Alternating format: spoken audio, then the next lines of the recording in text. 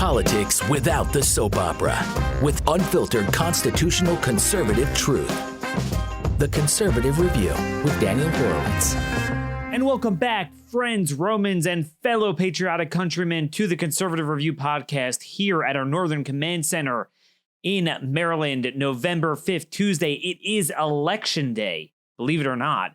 Lots of important elections going on, even though it is not an on year. We got 3 big governors' races going on. And as we've noted, we have a lot of prosecutor races going on. And we will have a federal prosecutor on who does not stand for election, but is appointed, Andrew Lelling of Massachusetts, in a couple moments. But I just first want to frame things based on yesterday's show on crime and the elections, kind of tying everything together. You know, we've spent a lot of time talking about crime, the drug crisis, criminal aliens, sanctuary cities, the cartels, transnational gangs, all really tying together in one seamless narrative if you properly study the issues and the trends, even homelessness, how that's tying in and why that is spiking in many states at this juncture. And we often sleep through these elections. Now, obviously, today is a general election, but it should serve as a reminder to all of us that primaries do matter. And we need to be awake during the primaries so that when you come to a general election, you have a bold choice, not a faint and pathetic echo. And what I'm referring to, I mentioned a little bit yesterday, but now you see this is big news everywhere. In the state of Oklahoma, a state where every single county voted Republican for the past 4 straight presidential elections, 450 criminals were just marched out of jail straight up. And they're going to have the sob stories, and these are the best people in the world, and they're being reunited with their families. But the point is, even in a state like that, the Republican officials are fully bought into jailbreak. We are failing. One by one, we hear one liberal issue after another is really a conservative, moral thing to do as well. And slowly, we're losing everything. We're losing our country. So, you know, we have a lot of these prosecutor elections, and I want some of you to email me at dhorowitz@blazemedia.com. Let me know what your thoughts are in your local areas, because I'm not going to be able to track all these races, but hopefully for tomorrow we could give a summation of successes, failures, what to learn from it. But we'll be tracking that. Obviously, Eddie Rispone, the Republican in Louisiana endorsed by Trump, he actually ran against jailbreak, one of the few Republicans who did so. Jailbreak is huge in Louisiana. Yes, it was signed by the Democrat Governor Edwards, but at the same time, the Texas Public Policy Foundation, all these libertarian groups, Republican donors were very involved. So that's going to be an important race to watch as well. But I mean, this is the thing. We're not going to change things on their own if we only focus on Democrats. This is what I've been yelping about for my entire career. If you don't change the Republican Party, you get the Democrat policies anyway, and worse, you get them under the guise of conservatism. So you can't even shoot at it. You can't even hit at it and try to defeat them because it becomes consensus. And that's really how the left wins in the ultimate sense without firing a shot. So there's that issue. Then obviously, again, tying back into the cartels and crime and drugs, we have this Mormon family, or 2 Mormon families that were killed, 9 American citizens killed in Mexico by the cartels, 6 children. And the president tweeted out that, hey, we need to do something about these monsters. I'm willing to work with the Mexican president. Just, give me the call, give me the word, and we'll do it. I want to say very clearly, I'm glad he's focusing on it, and I would certainly support working with the right, reliable Mexican forces. But to be clear, let's go for the lower hanging fruit first, before dealing with Mexico's interior, our own borderline. I mean, forget about how the Mexicans operate with impunity inside of Mexico. The cartels operate with impunity at our border, in our border, across our border. shooting 50 cal automatic weapons at border agents and nothing happens to them. We run away. So the rules of engagement need to be changed. The tactics of Border Patrol need to change. And yes, Trump is right that an army needs to be met by an army, but that means not just our military maybe helping out the Mexicans inside of Mexico. That means our military holding the line at the border. I'm not talking about them enforcing 8 USC 1325, 1326 domestic immigration law, reentries. Yeah, CBP will process them, deal with them. I'm talking about holding the line against armed cartels. You don't step foot on our soil. And you have the military doing that, as well as CBP having upgraded tactics and obviously rules of engagement. But remember, at present, the cartels cross in front of the military because they know we won't do anything to them. There's no reason we can't, and we should. And that's where the president needs to start. So this is a pivotal moment in really trying to change the momentum to designate the cartels as terrorists, treat them as terrorists, certainly domestically when we catch them. But obviously treating the border not as a law enforcement operation, but as a military offensive and defensive posturing, as we should any transnational border, which frankly is why our military was created. Don't give me this posse comitatus nonsense. They're not enforcing, immigration law like ICE and U.S. attorneys. They'd be holding the line against belligerents at hostile forces at our border, which is quite quintessentially what our military was created to do. Now, I mentioned at the top of the hour here that we've been meaning to get on a federal prosecutor for a long time. I can't believe we've never done it. We had a local DA on. For all the talk we do and all the writings we have on the convergence of the drug crisis, the border crisis, the criminal alien crisis, sanctuary cities, a general feeling of uptick in crime, particularly with drug trafficking, but really other crimes as well. In, if not all major cities, but a lot of major cities, we're seeing an unfortunate turn up in crime after 20 years going down. What's going on? And in order to do this, I really wanted to bring in Andy Lelling for quite some time. He's the U.S. attorney from Massachusetts. As you well know, Massachusetts is a statewide sanctuary from the politicians, from the state judges. Weak on drug laws, weak on immigration. What is happening there? Well, we see a terrible drug crisis in New England, which, as we've noted before, really is a polydrug crisis. It's not a prescription opioid crisis per se. I want to get into that a little bit. There's the transnational gangs there. You got MS-13, but you also have Dominican gangs that are servicing the cartels. And then you got all these criminal alien networks that can operate with impunity. So Mr. Lelling served for 15 years in the Justice Department, Civil Rights Division, as well as in the U.S. Attorney's Office in Eastern District of Virginia. I got a lot of friends there. Terrific office.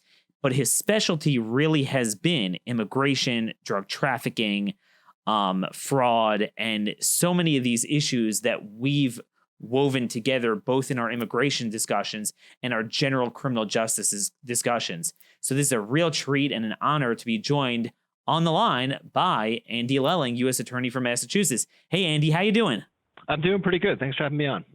Well, thanks so much for joining us, and I'm sorry we couldn't have you in person, but it's certainly a treat to have you at all online here. Just to start off here, I opened the show discussing this tragic murder of this Mormon family, U.S. citizens in Mexico, right near the New Mexico border. So I feel that more Americans than ever will finally start hearing about cartels, which unfortunately have not been in the news enough, and how they impact our lives. Could you just give a sense of, in your area of operation in Massachusetts, how much of this crisis that is often referred to as an opioid crisis, which usually conjures up medical terms, healthcare, hospitals, doctors, but how much of this is really driven by a law enforcement problem, a cartel problem, a criminal alien network problem? It is driven by the cartel problem. I saw that story about the Mormon family as well. It was absolutely appalling. And I think it is a reminder that in some ways Mexico seems to be trending toward simply being a failed state. A few weeks ago, we got a briefing from DEA guys posted in Mexico that was absolutely terrifying about the prevalence and increasing power of the cartels there. And the cartels are producing record quantities of fentanyl. Now the problem in the Northeast is not so much heroin, which is an opiate, but fentanyl and opioid, which is made cheaply in Mexico or shipped from China to Mexico and is coming overland or by mail to this region, where, as you pointed out, and you were exactly right, you have in the northern part of Massachusetts a mostly illegal Dominican population servicing the cartels and redistributing these drugs into points north, into Massachusetts itself, but also into New Hampshire, up 93 and Maine, 495 to 95, and supplying most of New England with a drug that's killing thousands of people a year. Wow. I mean, so that in itself is big news. I mean, I recently did an article on a University of Boston study that just came out. Just 1.3% of all opioid fatalities, not even allowing for drug fatalities, which, you got cocaine there. It doesn't even include that.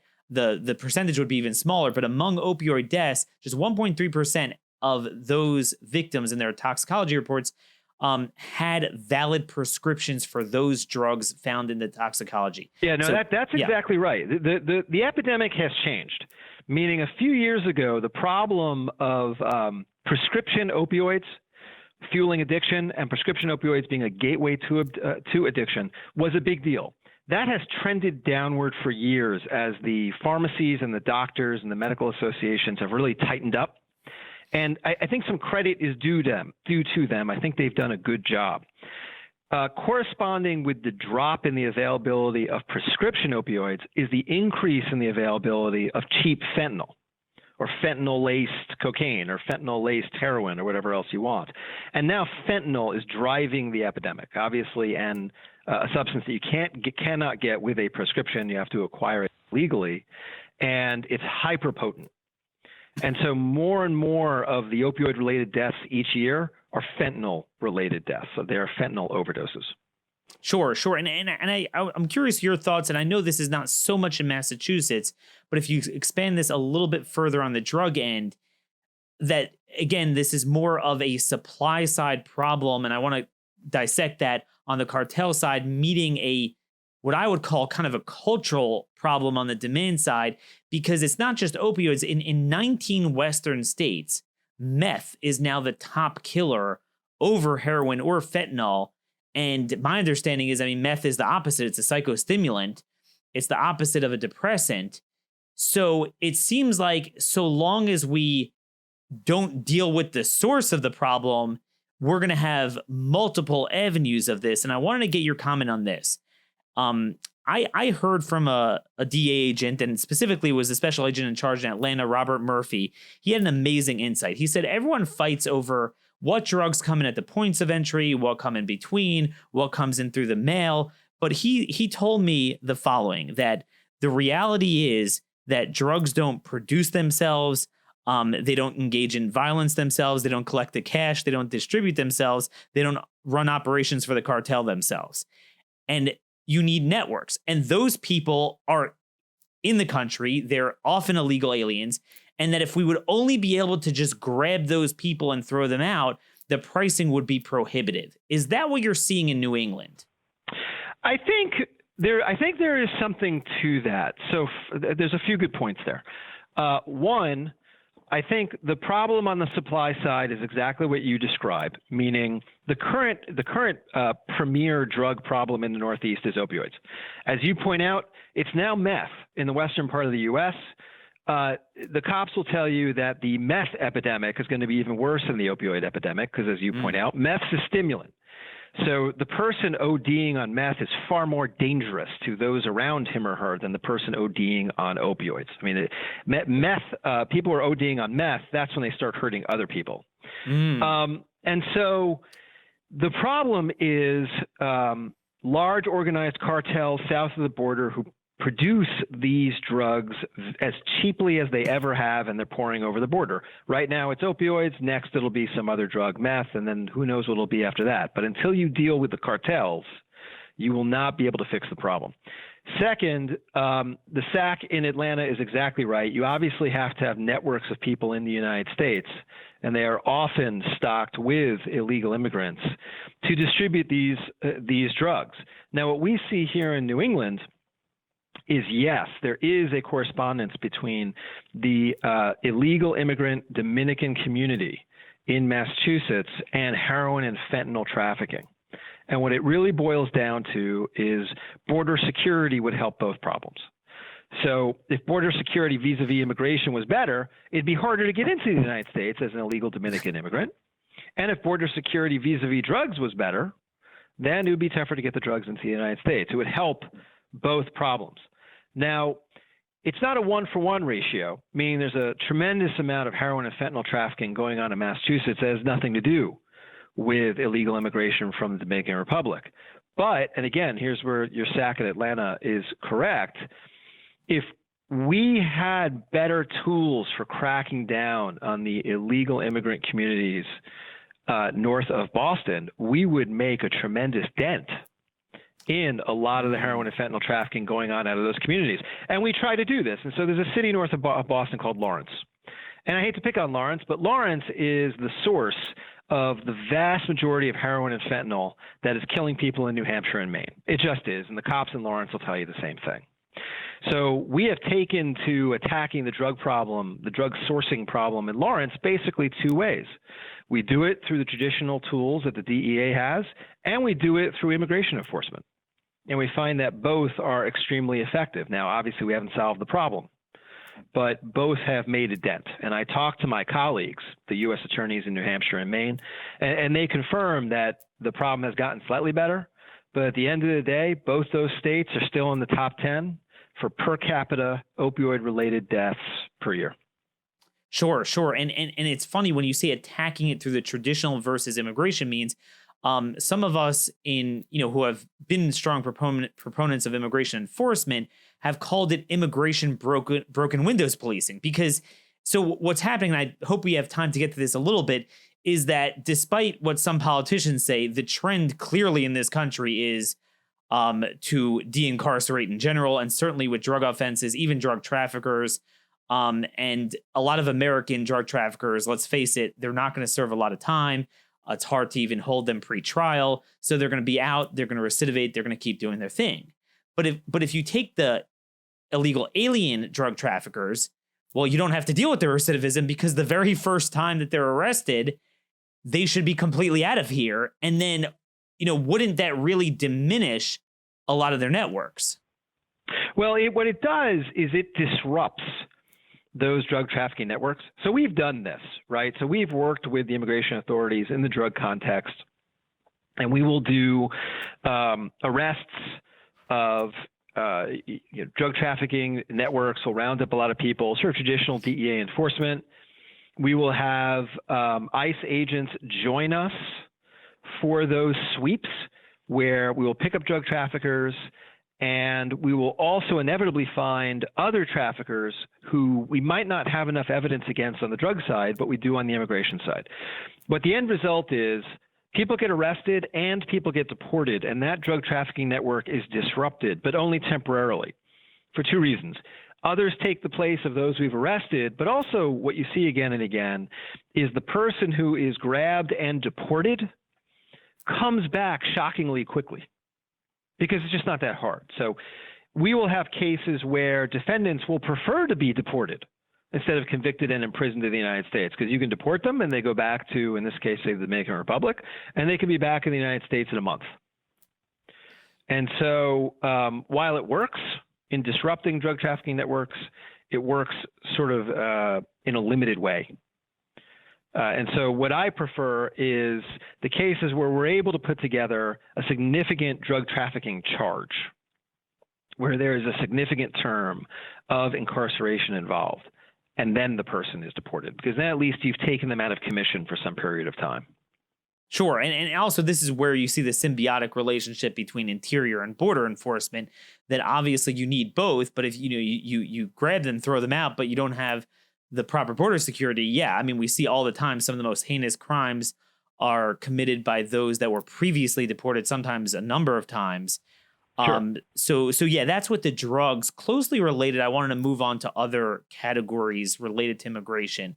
It's unmistakable that during the second term of the Bush administration, when secure communities was really in place, you barely heard about MS-13 anymore. You just didn't. Suddenly, I would put the benchmark around 2014, 2015, almost tracking very closely with the rise in the most deadly drug epidemic, is this massive rise in transnational gang activity. So I'm in Maryland. We see it a ton in Maryland, DC suburbs, both the Virginia, Maryland side. Oh yeah, you have a real MS-13 issue in real MS-13. in What sort of things are you seeing? Because I've seen a lot of stories in Massachusetts where, obviously basic criminology dictates that usually someone's not picked up the first time on murder. They've committed other crimes and they recidivate. So what I'm noticing is that a lot of gang members picked up in Massachusetts who are also illegal aliens, they're released and they continue their career. Are you seeing a big trend of that in your state? Well, what we see is there are a few things going on.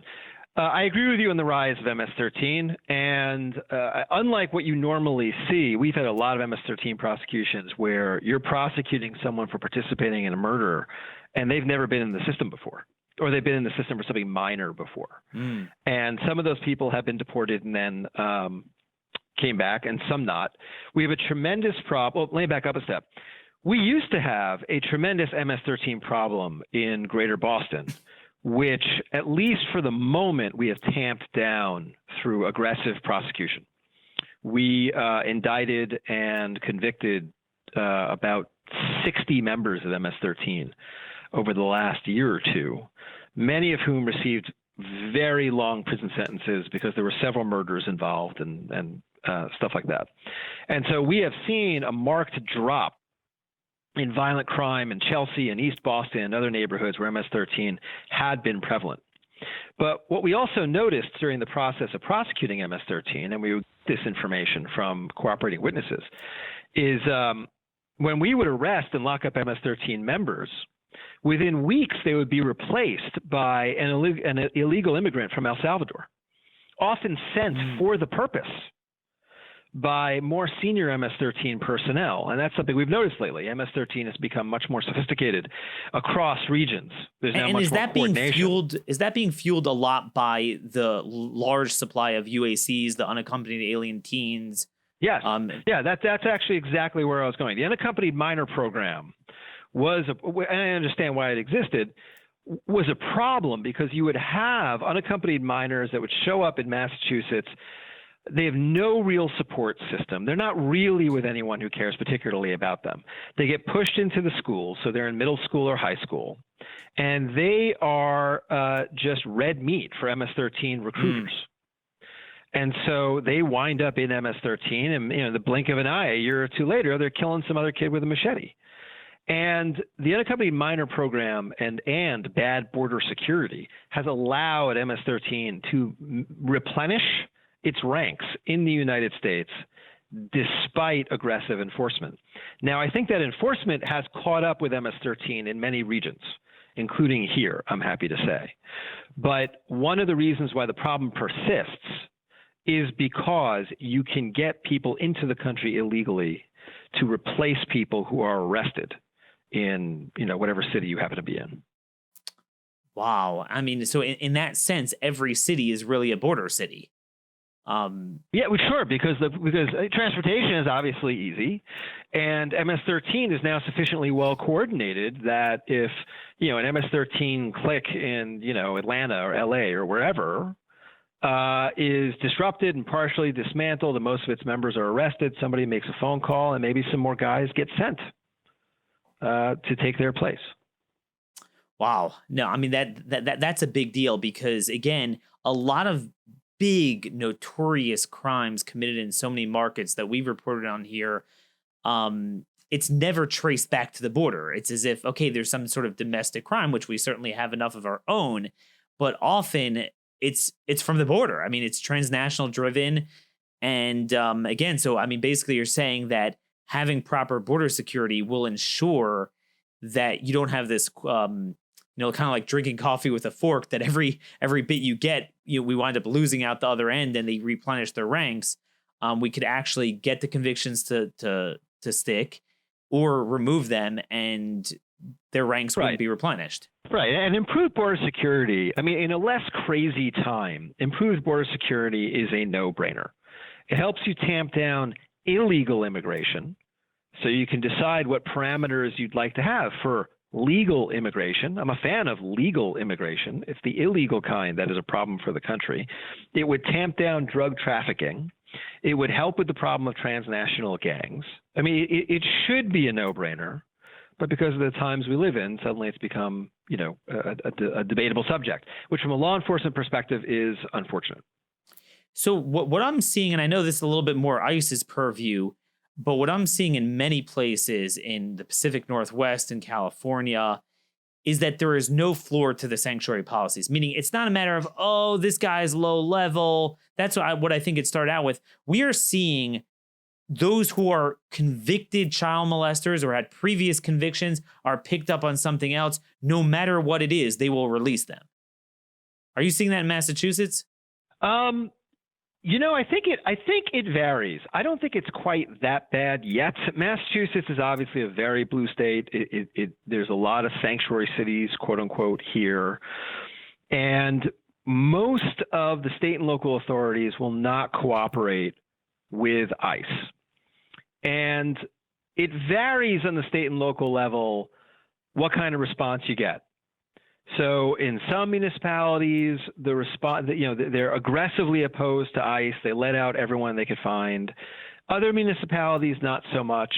So it kind of varies. But what you see is, as on the one hand, state and local municipalities pointedly refuse to cooperate with ICE and then pat themselves on the back for their moral superiority. On the other side of the equation, ICE becomes more and more frustrated and itself less willing to accommodate or cooperate with state and local authorities. And so it becomes like parallel play. And where you see this, for example, is state court prosecutes somebody for a state crime and lets the guy out on bail. ICE then picks that person up and deports him, right? Because he's here illegally. And so the person can no longer be prosecuted in state court. That annoys the state court authorities, but ICE's view is, well, I mean, if you're not going to cooperate with us, then why are we going to cooperate with you? And so it becomes this sort of dysfunctional environment, which is bad for public safety. And sure. I think the origin of it is these aggressive sanctuary city type policies where for 30 years or more, local authorities are perfectly happy to cooperate with the immigration authorities. But now for some reason it's become deeply problematic for them to do that. Sure. I mean, the way we always see it here is that it's not a morality issue. It's a redressability issue. It's not that a crime committed by an illegal is worse than a crime committed by an American. It's that it just seems to be so much more redressable, again, because we have this massive recidivism problem with the 10 doing the 90, the small amount of criminals doing most of the crime. In my view, contrary to the prevailing view in politics now, I think there's a tremendous amount of people that are not being locked up long enough, if at all. So, you have to continue dealing with them. But if you get someone who's a foreign national criminal, I mean, you would think we would all embrace the opportunity to just complete the full cycle and get him out of here where it makes sense to do so and not prosecute him. Yes.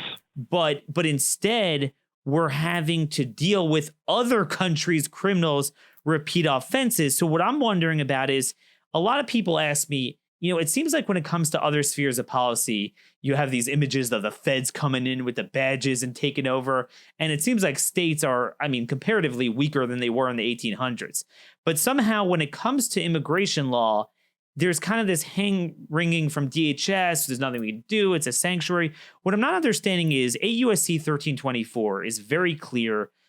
This was juiced up in 1996, which passed the Senate unanimously, signed by Bill Clinton. You cannot induce, encourage, harbor, transport illegal aliens.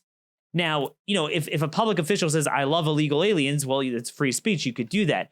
But we're starting to see where they're really taking active steps to thwart federal officials from enforcing federal law.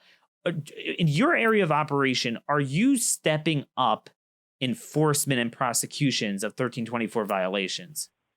Well, we do those cases, but in the context you're talking about, I think there's an important distinction. Meaning, the municipalities in Massachusetts that are quote unquote sanctuary cities, what they have done is they have gone from affirmatively cooperating with ICE, which is what they did for years, to not cooperating with ICE.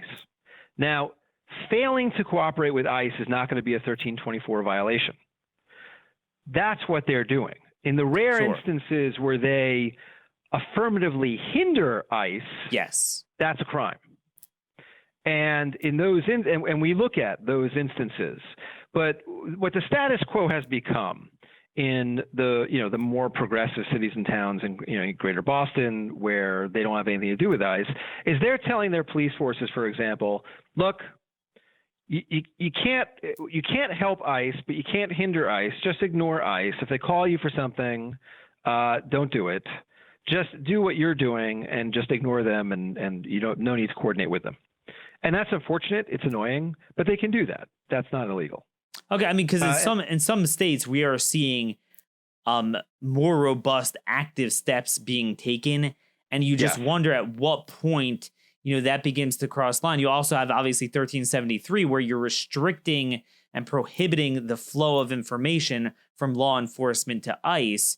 And some of that depends on the local prosecuting authorities. I mean, most well known, we have the Shelley Joseph case, where we've alleged that a local state court judge obstructed ICE in performance of its duties. I've heard in other jurisdictions that there have been instances where private citizens have tried to obstruct what ICE is doing. And, that is obstruction of federal law enforcement. Part of the problem, one of the things I find so insidious about this trend with sanctuary cities and such, is all it is when you pull away, when you sort of scrape away the rhetoric and and sort of the politicized phrasing, is people deciding that they don't like this particular federal law, right? And so let's say you're someone who doesn't agree with the immigration laws. Okay, there's a remedy for that. It's called voting. It is not hindering federal authorities who are attempting to implement those laws, because that's their job. So you don't get to pick and choose the federal laws you want to follow, which is something I find myself saying a lot in this job. And you certainly don't get to pick and choose just because your own political ideology leads you to think that one is better than the other. That's not how it works. The only way it works is through the legislative process. And so I think you're seeing a time where a significant minority of people in the country think federal immigration laws are kind of optional. And the people enforcing them, that there's something immoral about the people enforcing them, when in fact the people enforcing them are just doing their jobs as law enforcement officials.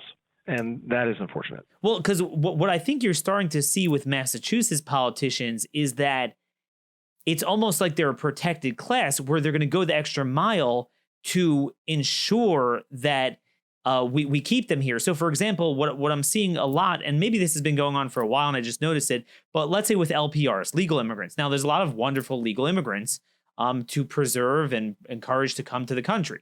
But if you are still a foreign national and you're not a U.S. citizen and you are a really bad person and do really bad things, we should embrace the opportunity with alacrity to get you out of here so we could have other people who will immigrate and won't commit crimes. Yes, but what I'm starting to see is this trend in Massachusetts, but other places as well, where you have sanctuary type of prosecutors and even judges where they start undercharging in order to get below the deportability threshold.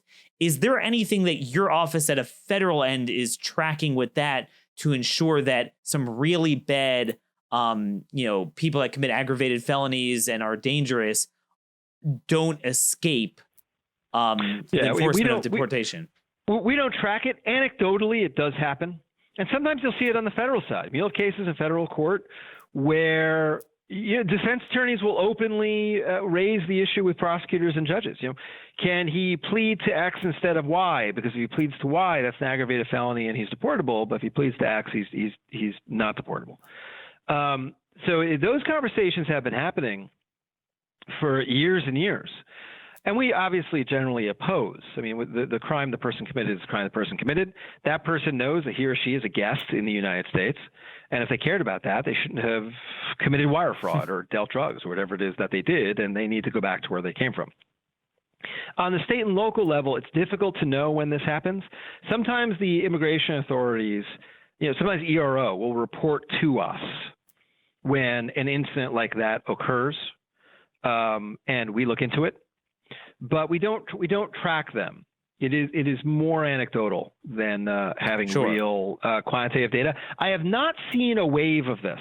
I'm sure it happens a little more than I think it does, but I have not seen a wave of instances in which state-level prosecutors or judges have manipulated charging to avoid a serious felon being exposed to deportation. I think it does occur, but I have not heard tell of it in a way that I've yet found really alarming. Sure. Well, that's a relief, because again, it's part of a trend when you promulgate a message that the concept of deportation, even for criminals, aside from being here illegally or a legal criminal alien, is immoral. So then it almost seems like they're going to look for every way to thwart that process.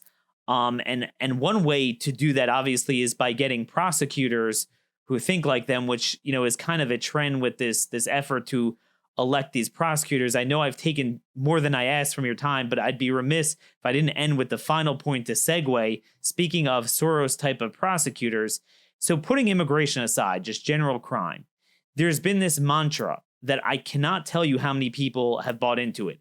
I mean, both parties. I mean, conservative think tanks that I used to work for.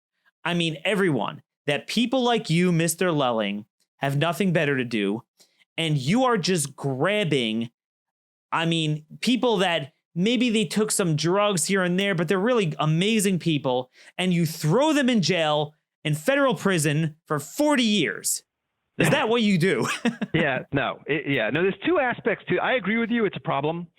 There are two misimpressions here. One, I have better things to do than prosecute really low-level offenders and try and put them in jail for a really long time. We don't do that. In the opioid epidemic, we're actually quite forthright about avoiding charging street-level addicts, even those selling street-level amounts of pills to support a habit. We avoid that. We have better things to do, especially on the opioid front.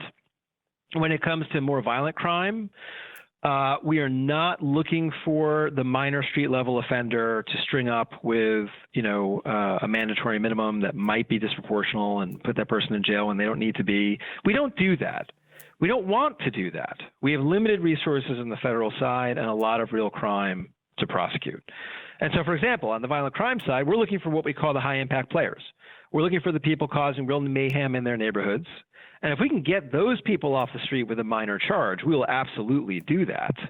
But we're not looking to sweep people up who have committed minor sort of quality of life offenses. That's just not what the feds do. There's another misimpression people have, which I think is equally insidious, and it fuels some of this progressive prosecutor movement that you see. And that's the myth of mass incarceration. Mass incarceration is a myth. It's one of those great terms like sanctuary city, which has caught on, but it's fake. So maybe 0.8%, I don't have it exactly right, but I think that's close. 0.8% of the population is incarcerated. And I think that includes jails, and I think it includes pretrial detention, if I have the statistic correctly. And so what I say to people is, if you were one of 100 people on a desert island, and one of your number had to be locked up and restrained because they were doing things wrong, would that strike you as disproportional or somehow mass incarceration? No, it would probably make sense to you. Well, 1 out of 100 people is going to do something wrong. Well, we incarcerate less than 1% of the 380 or so million people who are in the United States. So where's the mass part? There is no mass incarceration. imprisonment has been dropping steadily for 30 years, has been trending downward for 30 years.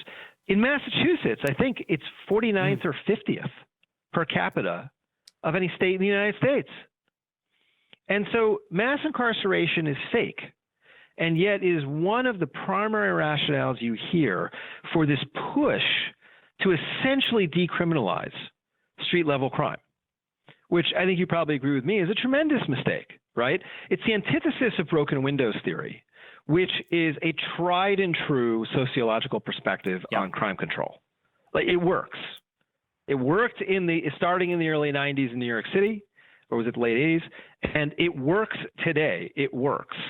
But you have these quote unquote progressive prosecutors running in the other direction, but based on no convincing and the problem arguments. with these people now is that they had to start it off with this mantra of low level, but what they saw very early on is what you just said is that, oh, whoops, they don't really exist in prison because, frankly, there's a lot of violent repeat offender high level people that aren't in there and should be in there. So if you're going to cut into that, you're going to be cutting into the fat, into the meat and muscle, not the fat.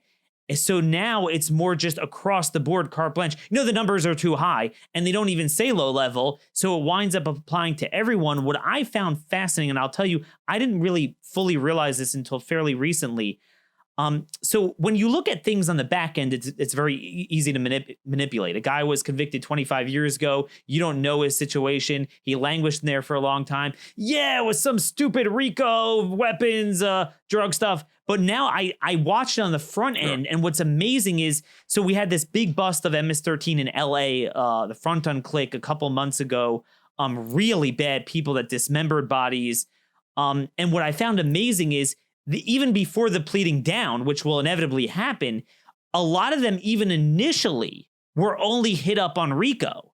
So you could come retroactively when no one remembers the story and say, hey, this guy's languishing in there for 20 years, low-level stuff. But these are some of the worst people, like Latin Kings members and gangbangers. So, I mean, this is just the frustration. We had a case in Providence where someone was released from the First Step Act. He was, convicted under. I know this case. Yeah. I mean, this guy put a gun to someone's head in '98, pulled the trigger. Somehow the guy didn't die. And he pled no contest. The Providence police believed he was responsible for so many murders. So yeah, they enforced the, concurrent drug sentencing on him. But he's out now, and it just and what I'm also disturbed with, there's one thing you say, give someone another chance, but I'm finding the trend against incarceration is so strong that, and this was the case here, even when people violate the terms of release, they're caught with felony possession, they're caught with drugs, they're caught violating the terms of their probation, they're not put back in. Yeah, we have that problem too. Or I'd say it's a problem. The judges wouldn't. Meaning, we have serious felons get out. They're put on what we call supervised release, and they violate. And you can see the violations escalating, but the judges are extremely reluctant to put them back in. And you're talking about, for some of these people, that will be the only deterrent. And so you are creating greater risk to the community by not taking a firm and swift response to violating conditions that they knew were binding and that they knew if they violated them might result in going back to jail. And so I'm with you on that. And we're seeing more and more of that, in my opinion. And also, and also a good point. You see, and we dealt with this recently on our end too. I know Rhode Island did in the earlier case. You see a lot of instances where people have been incarcerated for many, many years. You're looking, and someone recommends, they should get out early, or there's a motion to that effect. You're looking back to what they were convicted of, and you can't know, or you have to look for the context around the conviction. The sentencing report. Like what compromises were made? What were they originally charged with? To resolve a case, the government will routinely agree to a plea on one count, and that may be what you see 15 years later, but it could be that they were charged with 15 counts, and there was all kinds of mayhem involved. But you only see, as if through a pinhole, the one charge that they were actually convicted of, and it may distort, it may minimize in a way, in an odd way, the extent of their misconduct when they were incarcerated. There may be more you need to know. And I think that's especially true in violent crime cases. And so I think people have to be very careful about clamoring for the release of felons who have been in prison for a long time without very carefully analyzing the circumstances that put them there in the first place.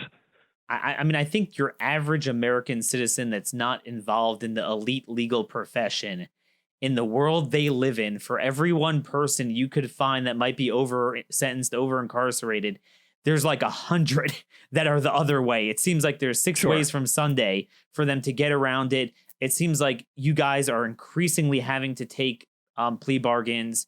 There are so many obstacles to prosecution. And I mean, if you just look at the numbers of the uncleared rapes, armed robberies, aggravated assaults, and murders, the big four, I added it up. If you look at the uniform crime statistics every year, it's hundreds of thousands. And as you well know, if a guy pleads down to, we had a case recently, simple burglary, where really he was originally charged with breaking in and raping two 11 and 13-year-old girls in separate incidents within 20 minutes of each other. That's considered a cleared case. So, and that's accounted for. I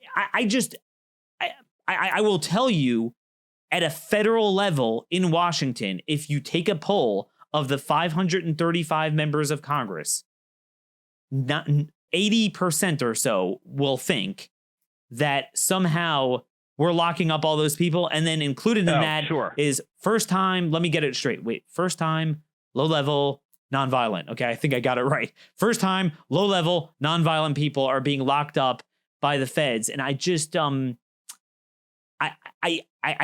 really scared. Yeah. I'm really scared that we're headed back. I know we're not at 80s levels now, although there are some metro areas, especially in the West, that it is actually getting pretty bad. But I think we should sound the alarm before we get to that point. Yeah, I think that is right. I think the misimpression about incarceration of first-time offenders is a real problem. I think that most people in Congress don't really understand what happens at that end of it.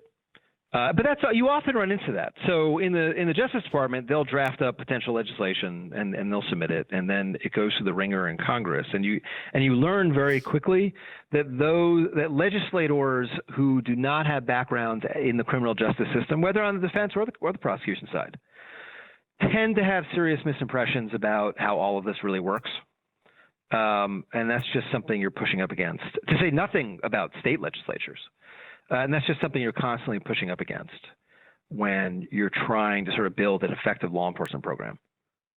No, absolutely. And one of the things we find amazing is some of the very same politicians that are very, very passionate about gun control, they just don't want to lock up gun felons. I mean, we are seeing this all the time with violent criminals, violent rap sheets, and then they're caught with felony possession. Oh man, that's going to add to the statistics of the prison. I can't reincarcerate him. And it just doesn't make sense. So final question. Are you guys aggressively going after some of the firearms titles of federal code in order to deal with a lot of these, really bad gang members and murderers? Oh, yes. We are. We make very aggressive use of the federal laws, and you know what they are. I mean, felon in possession, all the varieties of that, everything under 922 and 924. To help us in gang prosecutions, you'll see a push on this, I think, in a lot of offices, to try and use the available federal laws to tamp down fraudulent purchases of firearms, fraud in the background check process. We do a lot of that aggressively. Those tools are there, and those tools are very helpful in tamping down the trafficking in illegally acquired guns. And in this day and age, that's something we should be very aggressive on. The Attorney General, I've talked to Bill Barr about this, and this is a priority issue for him. Tamping down gun violence is a central issue for him. And I think you can see that over the last few years. I mean, Attorney General Sessions, I think, had the same view. Gun prosecutions are up across the board, across the United States, by a very significant amount. over the last 2 or 3 years, and you're going to see that only escalate because it helps with the gang problem, it helps with the drug trafficking problem, it helps with the mass shooter problem. We have these tools that can help us make communities safer by reducing the number of illegally acquired guns, and we need to be using them. So we do that, and you're going to see even more of that. Perfect. Well, guns, crime, drugs, sanctuaries, immigration, all very important issues. You are so generous. You gave me double the time. Thanks so much, as always. I really hope you could come back and update us on some of these themes, some of the projects you're working on that you could at least speak to publicly. Really enjoyed it. Folks, if you have any questions that you want me to ask Mr. Lelling in the future that you're concerned about, let me know. Thank you for listening. Till tomorrow, God bless you all. This has been another episode of the Conservative Review Podcast.